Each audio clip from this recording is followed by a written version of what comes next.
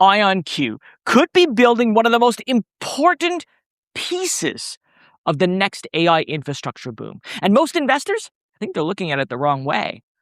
Look, the company isn't trying to replace GPUs or classical computers.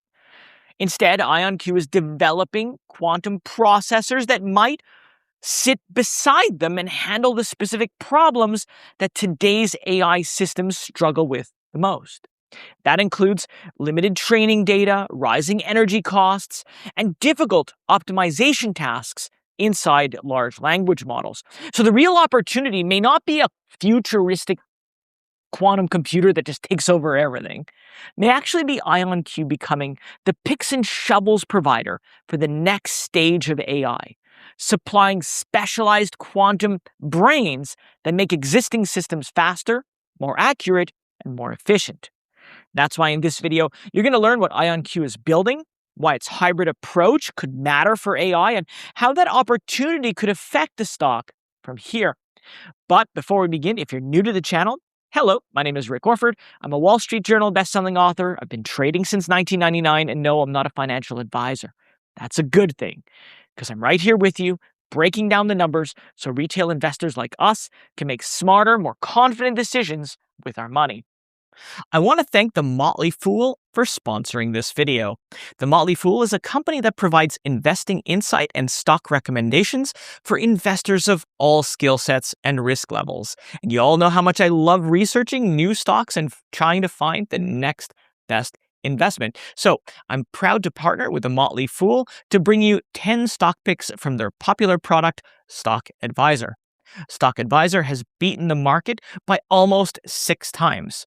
Go to fool.com/Ricko to get your 10 stock picks right now. All right, so IonQ is a leading pure-play quantum technology company that spans computing, networking, and security. IonQ is best known for its trapped ion quantum computing technology using electrically charged atoms that are controlled by lasers to perform calculations. According to IonQ, that approach offers high accuracy, strong connectivity, and a scalable path towards fault-tolerant quantum computing. Now, IonQ initially focused on quantum computers, but it's since expanded itself into networking, security, and sensing. It serves private sector, government, and defense customers with applications in drug discovery, artificial intelligence, and financial modeling. And that broader platform matters because IonQ's AI opportunity doesn't depend on replacing the classical computing stack. No, the company is exploring a hybrid model. Now, watching IonQ fall about 40% wasn't easy, especially when it's in my emerging tech portfolio. So I have to choose between cutting my losses and adding to my position. Now, today the valuation does look a little stretched, but the long-term potential could be just as enormous. As IonQ progresses in quantum-powered AI, I'm starting to lean towards adding. IonQ is exploring how quantum computing could actually improve AI and machine learning without asking companies to throw out the systems they already use. So IonQ uses hybrid architecture that combines quantum and classical computing to make large language models and generative AI more accurate, efficient, and potentially less energy intensive. Quantum processing units, or QPUs, could work beside GPUs and even CPUs rather than replacing them. So instead of asking a quantum computer to do everything, each workload goes to the processor that's best suited for it. GPUs handle parallel AI calculations, CPUs manage general computing, but QPUs, they could take on problems that remain difficult for classical systems, like adapting models when training data is limited. So the next stage of AI may actually depend not only on the bigger models and helping GPUs, but on helping those models learn, adapt, and respond more efficiently. And IonQ's research offers an early glimpse of that possibility. In one hybrid model, the company reported test accuracy of 92.7%, outperforming the classical baselines that it tested. IonQ also projected potential energy savings for inference as the model scaled beyond 46 qubits. Now, inference is the process of using a trained AI model to generate an answer or a prediction. So, if quantum systems reduce the energy needed for inference, they could address a major AI cost as usage expands. Now, before I go any deeper, I do want to give a shout out to my community. It's becoming one of the fastest growing investing communities right here on YouTube, where we talk about specific companies, options trading, and even the market setups they're watching. Best part is it's completely free to join. Just scan the QR code on the screen or check for the link and click it in the description. Now, going back, I think IonQ believes the ideal AI infrastructure is going to combine QPUs, GPUs, and classical processors, with each one handling the work that it performs best. The company wants to improve on three things: solution quality, meaning accuracy; time to solution, meaning speed; and energy to solution, meaning the power that's required. And that framework explains why IonQ could create value before quantum computers replace classical machines. It doesn't need to win every workload, only the ones where existing systems are weakest. Now, one of IonQ's most practical demonstrations involved materials research. The company worked with a leading automotive manufacturer to generate synthetic images of rare anomalies in steel microstructures using a quantum-enhanced AI model. So the business problem is easy to understand. Manufacturers studying rare defects may not have enough real-world examples to train an AI model properly. But IonQ used its hybrid approach to generate synthetic images that supplemented the available data. And IonQ reported higher quality images in up to 70% of the tested cases compared with baseline classical generative models. Now, none of this means that quantum computing has solved industrial AI, but it does prove how the technology could add value when limited data prevents a classical model from performing its best. And the same problem appears in medicine today. It appears in equipment monitoring and even scientific research, where rare events can leave conventional AI with just too little of data sets for training. The bigger opportunity may actually be applying this hybrid approach to large language models. And IonQ has already used quantum computing to fine-tune LLM. This means taking an existing model and training it further so it can perform better on a specific task. So instead of building a language model from scratch, IonQ used quantum computing to help adapt an existing model with targeted training data. Now, according to the company, the hybrid method achieved meaningfully higher accuracy than what they were able to get on a classical-only approach, at least using similar numbers of parameters. These are the internal values an AI model adjusts during training. So, if a hybrid model produces better results with a similar parameter count, well, the quantum component may actually be helping it use computing resources more effectively.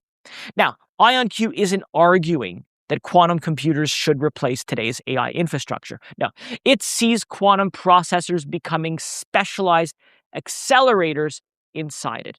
And that's why I see IonQ as a potential picks and shovels play. During a gold rush, the durable opportunity isn't always the miner, right? Sometimes it's the company selling the equipment. So IonQ could one day supply specialized quantum processing to AI developers, institutional companies, and research institutions that are all looking for better results from their existing systems. Still, the commercial opportunity is going to depend on whether these research results can scale. IonQ projects that its hybrid approach could significantly reduce AI inference energy as the problem sizes increase. And that could matter because AI systems consume tons of energy, not only during training, but every time they generate text, analyze an image, or make a prediction. As usage expands, inference becomes a major operating cost. Even a specialized quantum advantage could matter if it can improve accuracy, if it can reduce energy use, or if it can solve limited data problems. IonQ's own research could extend beyond LLMs as well. The same framework could improve foundation models that are used for language, image recognition, and scientific research. I mean, these are general purpose systems that can be adapted to many tasks. And IonQ has highlighted potential applications in chemistry, biology, and material science. The important point here that I'm trying to make is that IonQ's strategy is complementary. It doesn't require institutions to throw out their GPUs, rebuild their software stack, or wait for a universal quantum computer. Companies could add quantum processing to specific workflows, lowering the barrier to adoption. And if IonQ does become the quantum layer that's beside classical AI, well, its commercial path may actually be clearer than many investors assume today. Of course, the stock already prices in some enormous success. IonQ is traded between about $25 and $84 over the last 52 weeks. And over that period, the stock has actually fallen about 21%. And the shares corrected after an earlier rally that pushed the valuation to extremes, and traders took profits. And IonQ recently recorded its longest losing streak since September of 2023, though other quantum stocks also pulled back after a strong run. And the reason is pretty straightforward here. Look, valuations were stretched, momentum was very overbought, and expectations have climbed dramatically.